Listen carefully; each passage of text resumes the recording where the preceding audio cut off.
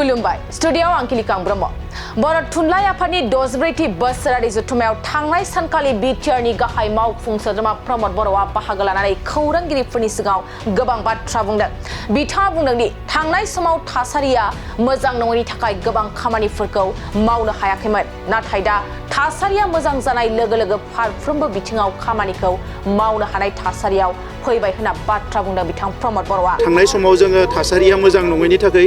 गोबां खामानिखौ मावनो हायाखैमोन, नाथाय दायो थासारिया मोजां जानाय लोगो लोगोनो फारफ्रोमबो बिथिङाव खामानि मावनो हानायनि परिबेस फैदों।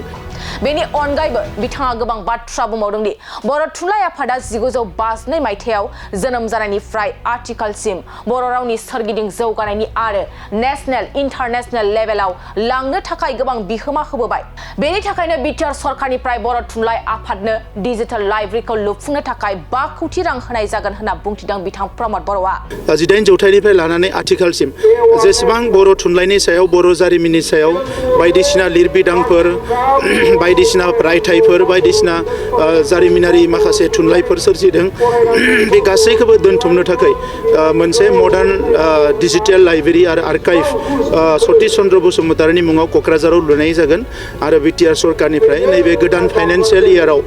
5 कोटि रां बर' थुनलाइ आफादनो होनाय जागोन। बिथाङा बुंबावदों दि बर' थुनलाइ आफाद, माहारियारि आफाद, एबसु आरो गुबुन गुबुन आफादफ्रा ज' जानानै थांनाय गोलाव समफ्राव हारिनि मोजां गाज्रि थासारिनि समाव जेरै खौसे खामानि मावदों, थिग बेबादिनो फैबाय थानाय समावबो खौसे खामानि मावगोन होनना मिजिंथिदों बिथां प्रमद बर'आ। आरो बेनि अनगायैबो बिथां प्रमद बर'आ खौरांगिरिनि सिगाङाव मा बाथ्रा बुंदों फै जों आबुङै खोनासंलांनि। बर' थुनलाइ आफादा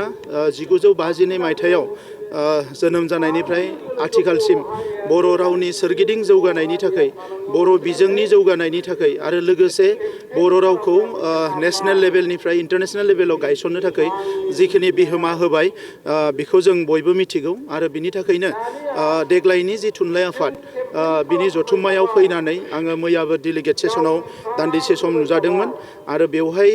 मैया आरो दिनै जोंनि बिटिआर सरकारनि फारसेनिफ्राय बर' थुनलाइ आफादनि जिखिनि पाब्लिकेशन, ट्रेन्सलेसन आरो लोगोसे डिजिटाइजेसन बिनि थाखाय बोसोरफ्रामबो जोङो 1 कोटि रां होनायनि बाथ्रा फोसावदों आरो दिनै बर' थुनलाइ आफादनि मानगोनां आफादगिरि बिथांजों सावरायनानै क'क्राझाराव 18 जौथाइनिफ्राय लानानै आथिखालसिम जेसेबां बर' थुनलाइनि सायाव बर' जारिमिननि सायाव बायदिसिना लिरबिदांफोर बायदिसिना रायथाइफोर बायदिसिना जारिमिनारि माखासे थुनलाइफोर सोरजिदों, बे गासैखौबो दोनथुमनो थाखाय मोनसे मडार्न डिजिटेल लाइब्रेरि आरो आर्काइभ सतीश चन्द्र बसुमतारीनि मुङाव क'क्राझाराव लुनाय जागोन आरो बिटिआर सरकारनिफ्राय नैबे गोदान फाइनान्सियेल इयाराव